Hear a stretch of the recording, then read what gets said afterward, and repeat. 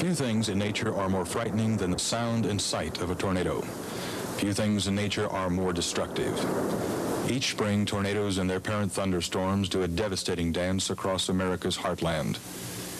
Because of their awesome violence and because they live only for a few hours, science has had difficulty probing the tornado. Yet, with the advent of modern technology, the tornado is yielding some of its secrets.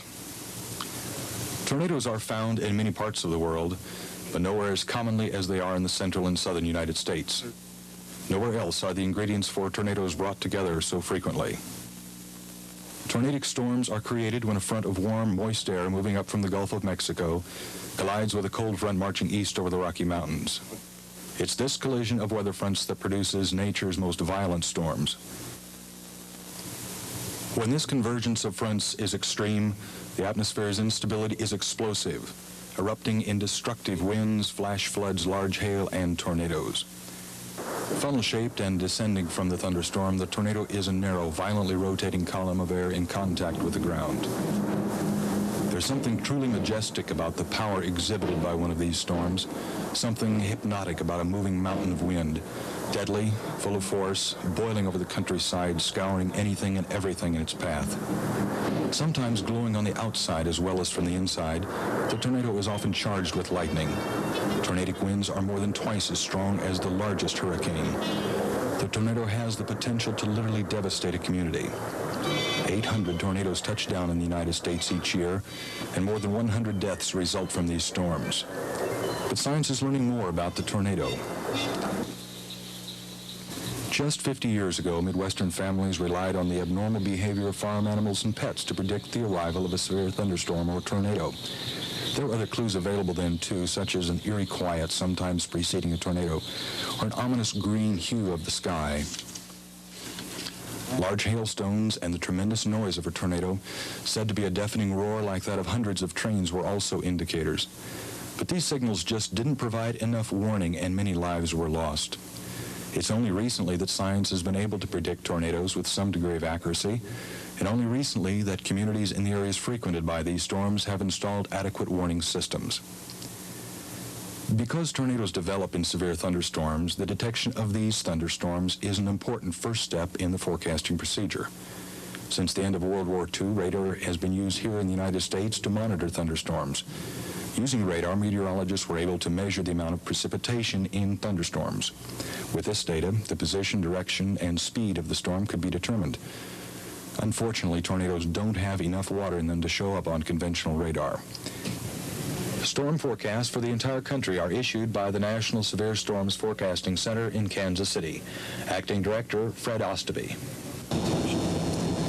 Tornado detection has been one of the biggest problems for years in tornado forecasting.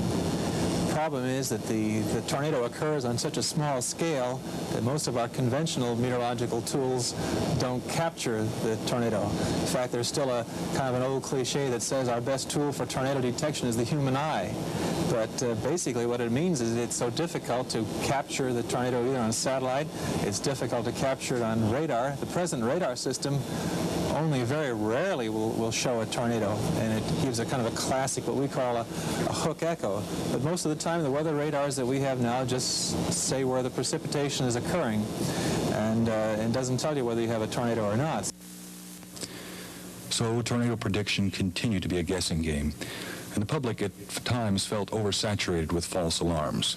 Conventional radar had made the identification of tornadoes more reliable, but a new type of weather radar, Doppler radar, gave the meteorologist a chance to actually see into the thunderstorm itself. Doppler radar works on much the same principle as the police and highway patrol radar, which measures automobile speed.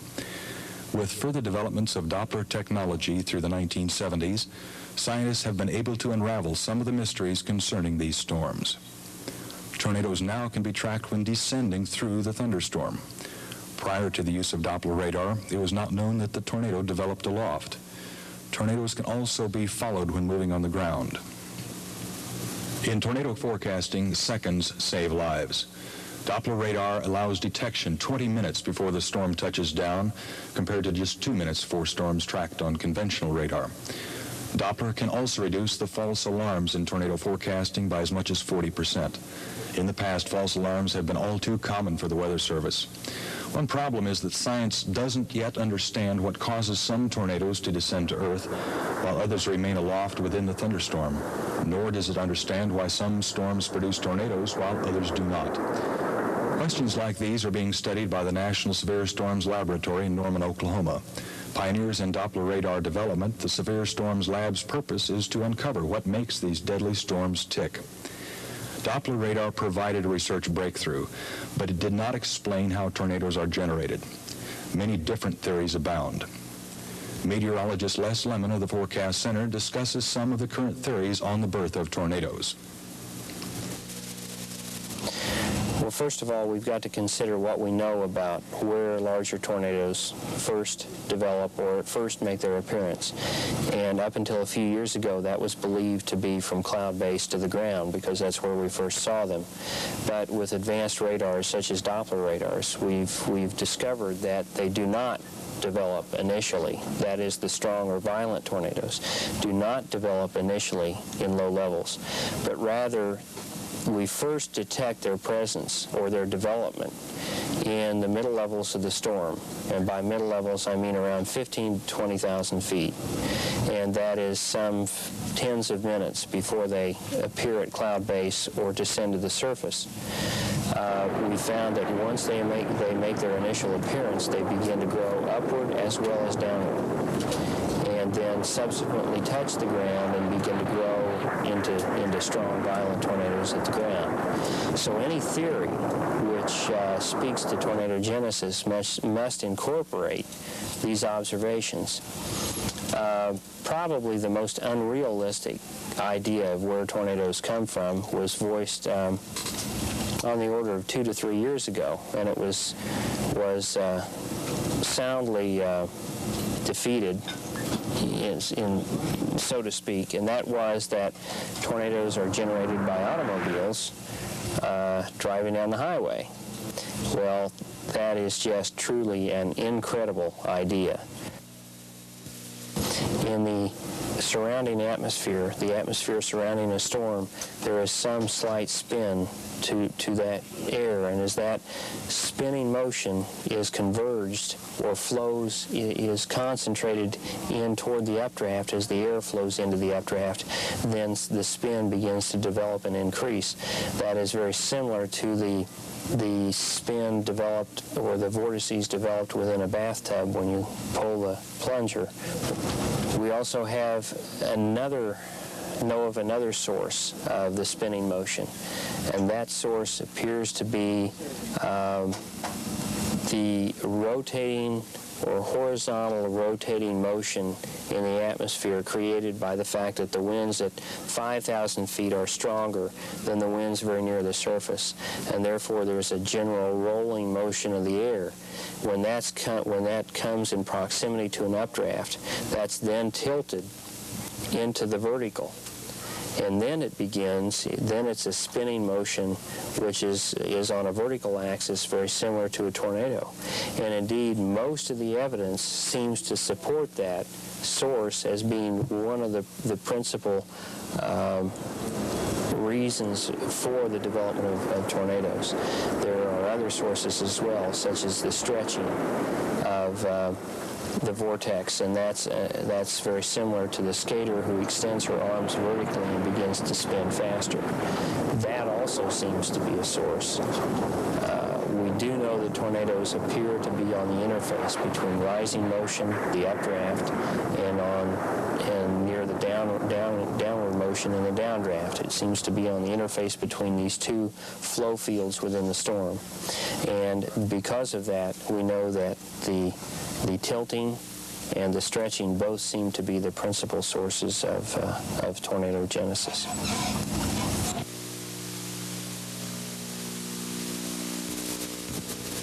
There is some question as to the causes of tornadoes and why they move as they do, but there's no question about the destructive effects of these storms. In the past 30 years, government agencies and citizens groups have organized to keep a watchful eye on weather conditions during the tornado season, usually April through June. Meteorologists at the National Severe Storms Forecast Center analyzed conditions over the 48 states. Using data from satellite photographs, sounding balloons, and radar information, the forecasters determined the areas in which severe storms are most likely to develop. As a severe storm develops, the Forecast Center puts out a tornado watch to the public and to local offices of the National Weather Service. This watch states approximately where and for how long the threat of local severe storms or tornadoes will exist. It then falls to the local Weather Service offices to decide when these storms will become active in their vicinities and to issue the ultimate tornado warning.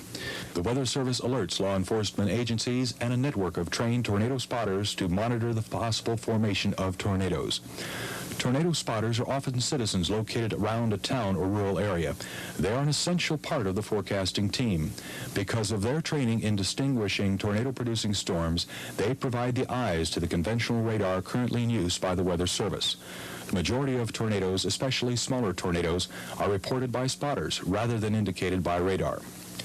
Meanwhile, television and radio stations are carrying the tornado watch to their listeners and viewers. If a tornado or tornado-producing storm is sighted or indicated by radar, the Weather Service then issues a tornado warning. At this point, local governments activate sirens alerting citizens to take cover immediately. Radio and television stations echo the take cover warning and keep the public informed as to specific areas in danger. Not all communities can afford elaborate warning systems, and even those that can may experience power failures. But when a system works correctly, lives can be saved. Case in point, Omaha, Nebraska. Take shelter. This is not a drill. A tornado is moving southwest to northeast. We repeat again, a tornado warning is issued. We're advised to take shelter immediately, stay away from all exterior walls, and we hope to be able to stay on the air throughout the tornado. In May 1975, Omaha was the target of one of history's most damaging tornadoes. It was 600 yards wide and packed winds of over 200 miles an hour. It roared into the southwest corner of the city, devastating a 200-block area. Although more than 2,000 homes, apartments, and businesses were destroyed or damaged, only 3 people died. Officials surveying the wreckage estimated that the death toll could have been between 300 and 500.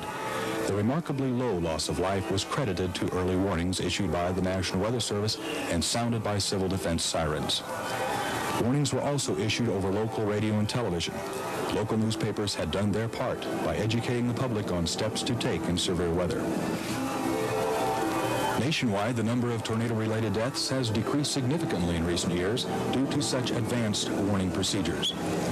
But what of the survivors of a tornado? How does a community cope with devastation of such a large magnitude? A destructive tornado hit Topeka, Kansas in 1966, killing 16 and causing over $100 million in damages. The events of the aftermath were presented in a book titled Tornado, A Community Responds to Disaster. Topeka happens to be the home of the Menninger Foundation, a well-known psychiatric hospital and research center. One of the authors, James B. Taylor, was employed by Menningers at the time. It's a very different spirit that builds right after the tornado, and in fact, looting is very, very seldom a problem. What the authorities see instead are masses of people moving into the tornado area, trying to search out victims, maybe family, maybe friends, motivated partly by curiosity, but almost everybody with a great desire to do something helpful.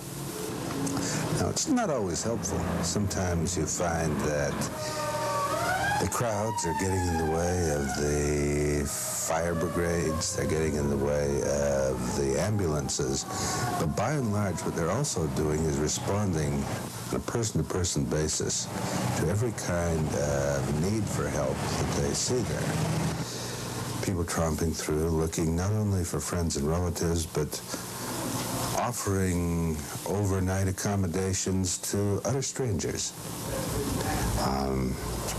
Sure, looting can be a problem later on when things have settled down, but in the first few hours especially, there's a kind of a cohesiveness that develops in the community, a concern with each other. I think what happens is that you're going along your normal, your expectable way. Life goes in a kind of a planned sequence. It's 5 o'clock, time to get home for dinner. Everything fits. And then all of a sudden, the sirens blow. And nobody really believes it, but nobody can afford to disbelieve it. So they go to the basement or whatever, expecting it all be over. And then the disaster hits. The Capital Journal, some people were so intrigued that they stood right in front of a plate glass window watching the funnel approach, unable to kind of realize that maybe a plate glass window isn't the best place to stand in front of. It's unreal. And time after time we heard that sense of unreality from the people. Not only when the storm was approaching, and they knew it was, but also when the storm was over them. Sure, they heard the crashing around them, they saw things shaking, but it wasn't really real. It was so unexpected. And then when they came out, into the sunlight that came after the tornado and were blinking in the air, again, it seemed completely unreal. And if they had been a victim in the disaster, they also found themselves so concerned about getting their family together that nothing else took precedence. The people who saw them said they were in a zombie-like state. People who were in that state didn't really recognize it. All they knew was that they had to take the next step of getting the family together. But how does a disaster such as a tornado affect those in the community who are not actually hit?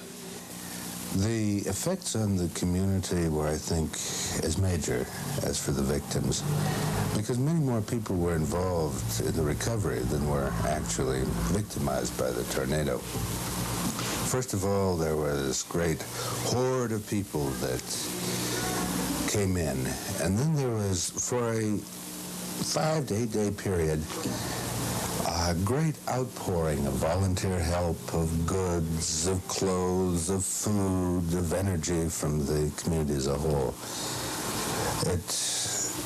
The outpouring sometimes gets called the cornucopia effect, from the great old-fashioned mythological horn of plenty that just gave people everything they wanted.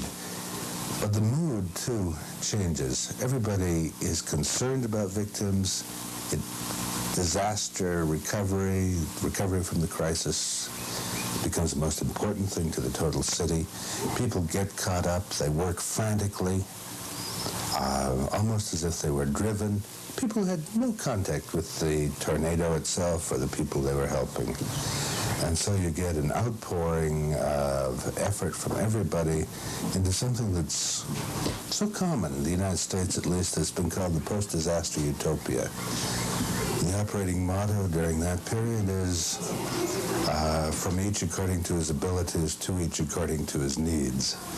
That doesn't happen very often in the world, but it does happen after this kind of disaster. The book that I wrote along with Bilke and Lou Zerker talked only about the first 8 days. Really, that's the first stage. It's a stage in which the disaster hits, in which people have to make their first immediate plans, in which the community pours out this cornucopia, and people get back on their feet again. The feeling of daze and of anguish and of grief fades away. And what comes instead is a kind of a grim determination to get on with it. People during that period think to themselves, will I move away? Most of them decide not to. After every disaster, even something that totals a place, most people will hang on, form the grim resolve to build the life again. That occurs during that first 8 days. My own hunch is that if any part of the disaster takes a toll, it may be that 1 year period where tempers grow short, where life just seems to go on and one problem leads to another problem till things finally, after about a year, get all put back together. So there are 2 stages, the first, the immediate, and the second, the real rebuilding.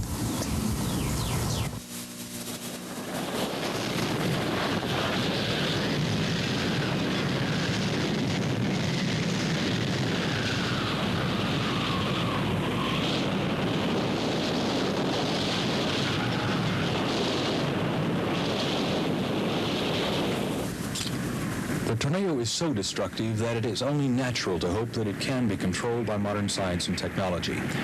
However, current understanding of the thunderstorm and the process that generates tornadoes is not sufficiently developed.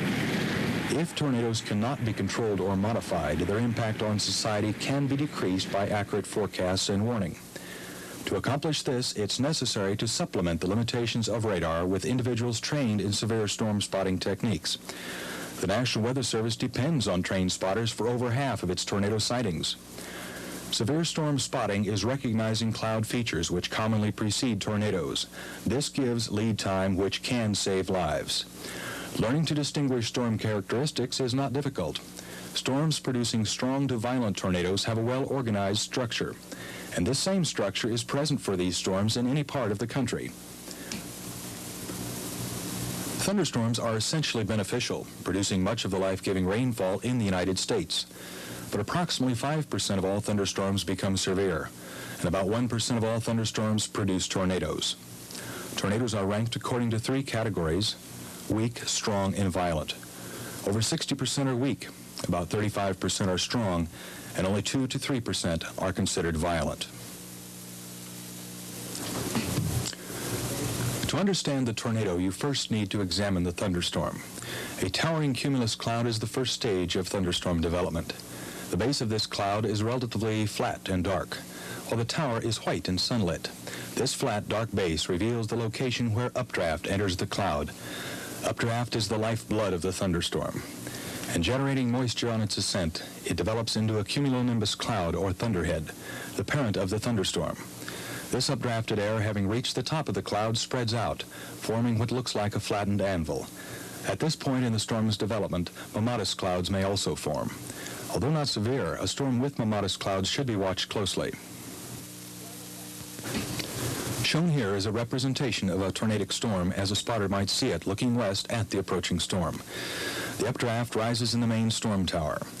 The core of this updraft is identified at the storm's base by the wall cloud. The wall cloud is the key element to tornado spotting because the majority of strong to violent tornadoes descend from it. As indicated here, the wall cloud's location is in the southwest corner of the storm. Therefore, most tornadoes will descend from the southwest corner of a severe thunderstorm. Since storms capable of producing large tornadoes regularly travel from the southwest to the northeast, there's a common sequence to the weather they produce. First, there will be warm southerly winds, not of a threatening nature. Shifting, gusty winds would follow. Temperatures would then drop, rain would begin, and generally increase in intensity. Small hail may then become mixed with the rain as winds would blow strongly from the northeast. Next, the rainfall would decrease as hailstone size increased. The largest hail, sometimes the size of grapefruits, would fall with little or no rain very close to the area shown here. This area is called the rain-free base, and it is the most dangerous part of the storm because the tornado-producing wall cloud descends from the rain-free base. As the wall cloud descends in a thunderstorm, it should be watched closely. It may produce a tornado. Trained spotters know that most tornadoes descend to the ground 1 to 3 miles southwest of a thunderstorm's visible rain shaft.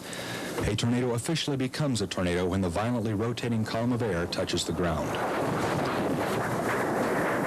Many people are unaware that a powerful, devastating tornado can exist on the ground even though the visible funnel is not yet present. This funnel or debris cloud is formed as dirt or debris is sucked upward. Large, violent tornadoes may often be deceiving in appearance. Sometimes they are so large and the surrounding cloud base so low, these violent tornadoes look like wall clouds on the ground. Shrouded in rain, they can be very difficult for spotters to detect. The larger, violent tornadoes are rare. Only about 2% of all tornadoes fall into this category, but they account for over 70% of all fatalities and damage. Usually, the larger the tornado, the longer it stays on the ground.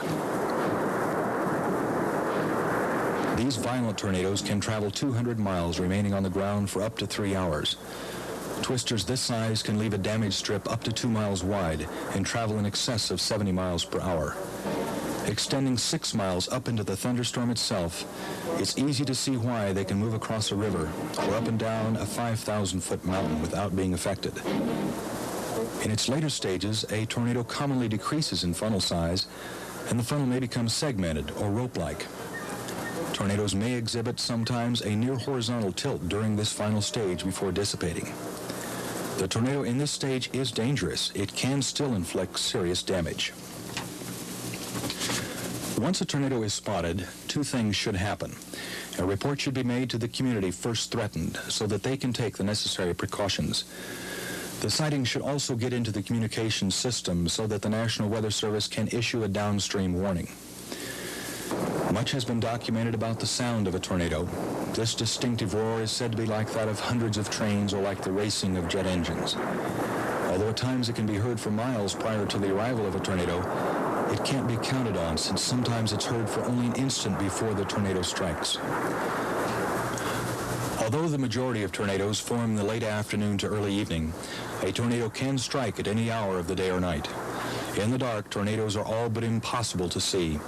Occasionally, they can be detected as they topple electric lines. Large hail also strongly suggests the imminent arrival of a tornado.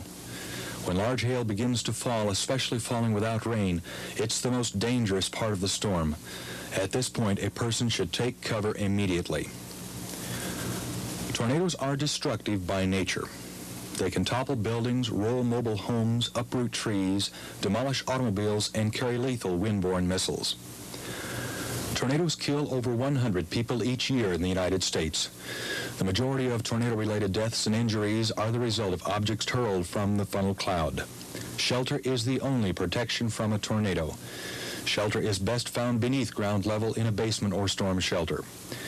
Much has been written about the southwest corner of a building affording the most protection from the storm. It is now thought that the area with the most structure provides the best protection. Mobile homes are particularly vulnerable to strong winds and airborne missiles. Their shape makes them susceptible to being overturned. Even if tied down, they should be evacuated during a tornado warning for more substantial shelter. Automobiles offer little protection against a tornado. In April of 1979, 26 people died during a tornado in Wichita Falls, Texas, by abandoning the structure of their homes to try and outrun the tornado in their cars. In the majority of cases, it's safest to seek shelter on the lowest floor of one's own home. A television or radio broadcast should indicate when the threat of danger has passed. While we can't do much about the damage caused by a tornado, with precautions we can save lives. As we move into the 80s, we appear on a threshold. Our current research has answered a great many questions about tornadoes. We no longer need to view them as mystical or something supernatural. Closer to the truth, we know that the atmosphere must get unstable to furnish us with life-giving rain, and in doing so, sometimes reaches a violent state. The severe thunderstorm and the tornado are a limit to this violent state. They are nature's way of bringing herself back to stability, back to composure. We must know that our environment is as it has to be to allow life, and the tornado plays an important part, if only to control an extreme situation. Still, there is a lot we don't know. Much time and effort need to be expended before we fully understand the laws governing the tornado. With increased understanding will come better warnings, forecasting, and ultimately, perhaps, control.